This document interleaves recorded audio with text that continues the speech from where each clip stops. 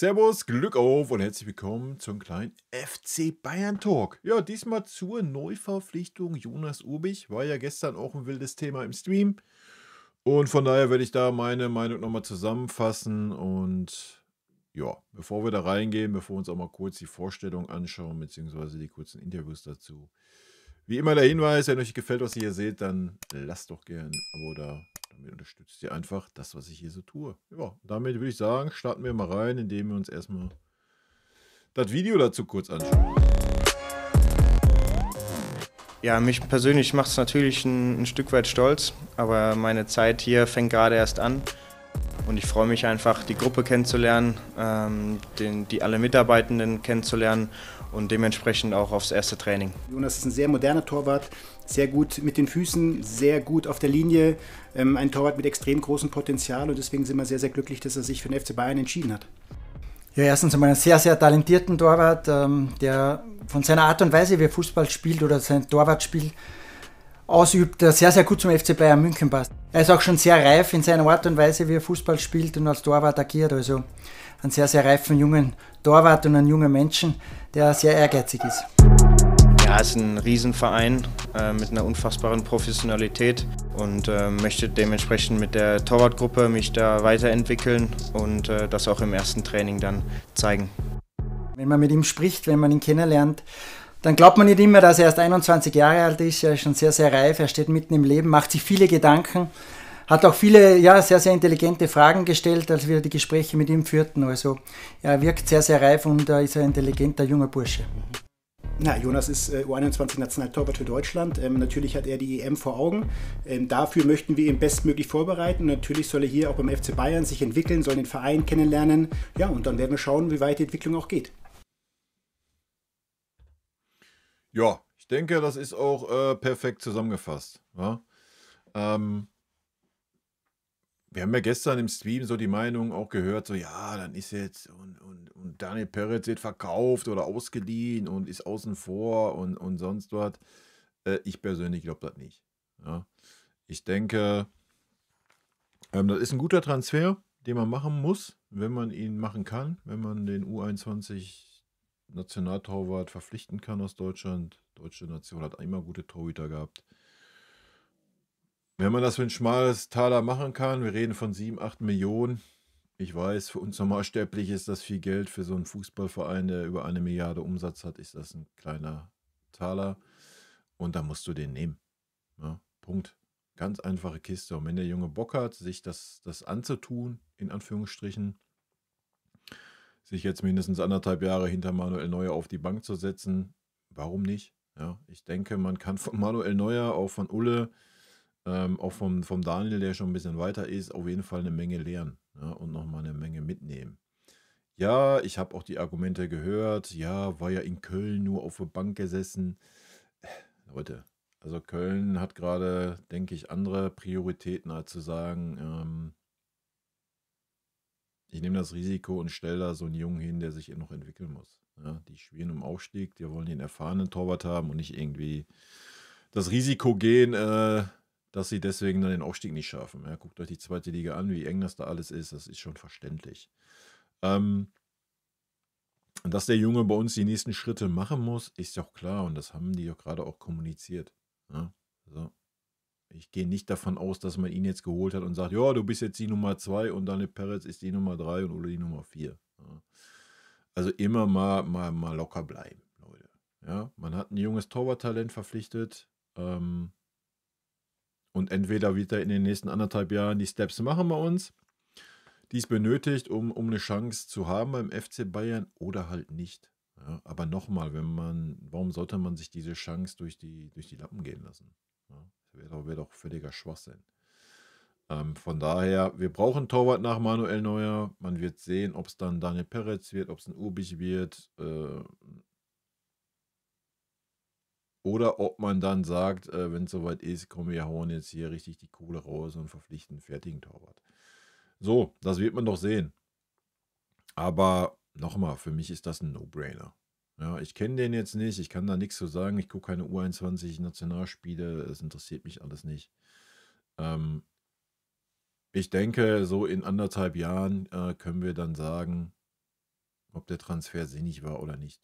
Ja, das jetzt zu beurteilen, ja, wie gesagt, ich denke, du machst für einen schmalen Taler, kaufst du dir eine Chance ein, so, und entweder nutzt der Junge die Chance, nimmt ein bisschen was mit, entwickelt sich weiter, auch wenn er nicht die Spielzeit hat.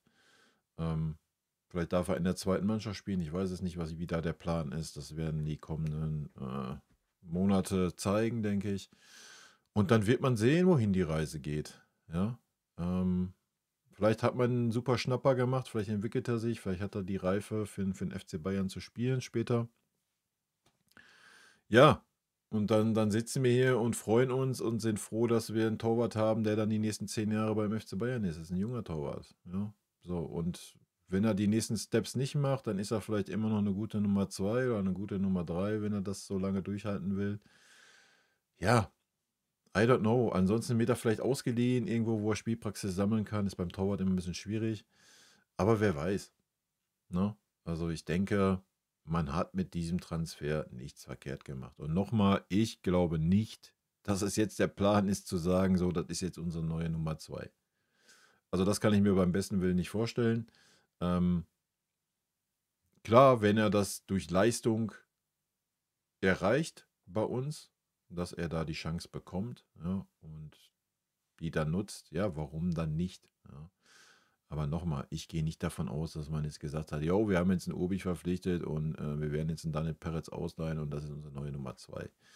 Sorry, das kann ich mir beim besten Willen nicht vorstellen, vor allen Dingen, weil Daniel bisher einen 1A-Job gemacht hat. Immer wenn er ran musste, durfte, wie auch immer, hat er ein sehr, sehr gutes Spiel gemacht in meinen Augen. Ja, von daher gibt es da gar nichts dran zu deuteln. Ne? Das ist ein Transfer in die Zukunft, habe ich gerade schon gesagt. Ich wiederhole das gerne nochmal als Chance. Entweder wird die Chance genutzt von dem Jungen oder halt eben nicht. Ja. So, und wenn nicht, ja, dann hast du, was weiß ich, 5, 6, 7, 8 Millionen in den Sand gesetzt und das wirst du verschmerzen können. Ja, du wirst ja wahrscheinlich dann auch nochmal ein bisschen was kreieren, wenn du den Spieler weitergeben solltest. Aber wer weiß, vielleicht ist es der große Wurf, aber das jetzt zu beurteilen, weil ich da auch nach meiner Meinung gefragt wurde, kann ich nicht. Ja. Und das kann auch keiner von euch. Ne? Das können wir vielleicht in 1,5, in 2 Jahren, wenn Manuel Neuer nicht mehr da ist, der Junge seine Chance bekommt, dann können wir das vielleicht beurteilen, ja, ob das ein guter Transfer war oder nicht. So, aber das jetzt zu beurteilen, ist in meinen Augen nicht möglich. Ja. So. Das ist meine Meinung zu dem Obich-Transfer. Oder?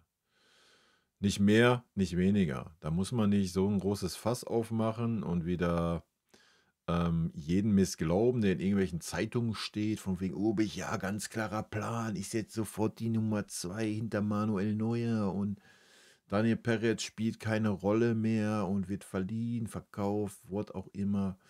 Ihr müsst mal aufhören, jeden Mist zu glauben, den irgendwelchen Plettenbergs oder Sportbild-Assis oder Bildidioten oder FCB Insight von sich gibt, Alter. Ja, das geben die von sich, damit sie Klickzahlen generieren. So. Nicht mehr und nicht weniger. Wir alle wissen das nicht. Wir werden es doch sehen. Und selbst wenn es so wäre, dass man von Daniel Peretz nicht überzeugt wäre, was ich persönlich mir nicht vorstellen kann, aber selbst wenn es so wäre, ja, dann müssen die Verantwortlichen doch auch handeln und dann haben sie mit dem Transfer doch auch alles richtig gemacht.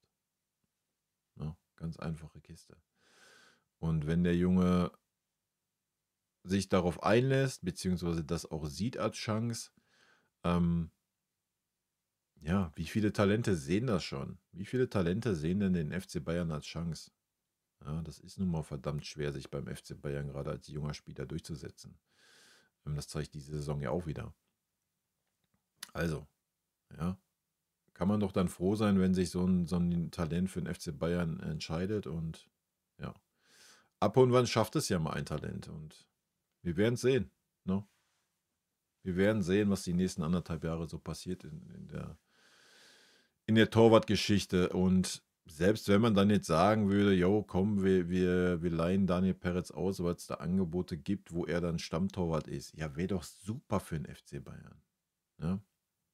Daniel wird schon einiges mitgenommen haben im Training von Manu. Das sieht man auch, wenn er spielt bei uns und keine Ahnung, wenn er jetzt wirklich ausgeliehen werden würde, wo er mal ein Jahr, anderthalb komplette Spielpraxis hat. Also das wäre doch eine Bombe für uns. Ja? Weil es ist doch so, dass wir nicht einen Manuel Neuer in die zweite Reihe versetzen. So, da hat ja keiner die Eier zu in unserem Verein. Es wäre manchmal sinnig, ja, wenn man sich die Leistung teilweise anschaut, aber das wird ja nicht passieren. Ja, und dann wäre es doch super, wenn so ein Daniel Peretz nochmal irgendwo ein Jahr Spielpraxis sammelt und sich da nochmal entwickeln kann, um dann mit Manuel Neuer aufwärts zurückzukommen und mit Spielpraxis dazustehen. Ja, und nicht irgendwie dann komplett ohne Spielpraxis dazustehen. So, aber das wissen wir alle nicht, wie da die Planungen sind. Ja, vielleicht sind auch die Planungen für nächstes Jahr, keine Ahnung, dass ein Neuer nur jedes zweite Spiel macht und ein Torwart rangeführt wird, wie auch immer. Das wissen wir alles nicht. Ja. Das wissen auch die Leute nicht, die ihre Meinung dazu äußern und irgendwelche Zeitungen damit füllen. So. Ja, da muss sich mal jemand hinsetzen oder da müsste halt mal ein Reporter mal auf einer Pressekonferenz mal eine schlaue Frage stellen und nicht immer nur den gleichen Einheitsbrei. Wenn da so ein Freund oder ein Eber sitzt, da müsste man mal fragen, wie ist denn die Planung für die kommende Saison mit Daniel Peretz und Urbich? So, und dann können wir das doch dann beurteilen, was darauf gesagt wird. Vorher ist das immer alles Spekulation, nicht mehr und nicht weniger. Ja. Gut, in diesem Sinne, Leute, meine Meinung zum Urbich-Transfer. Rot-weiße Grüße gehen raus. Vielen lieben Dank für euren Support an dieser Stelle. Bis dann. Tschüssi. Vielen lieben Dank für euren Support hier auf dem Kanal. Und in diesem Sinne, gute Freunde kann niemand trennen.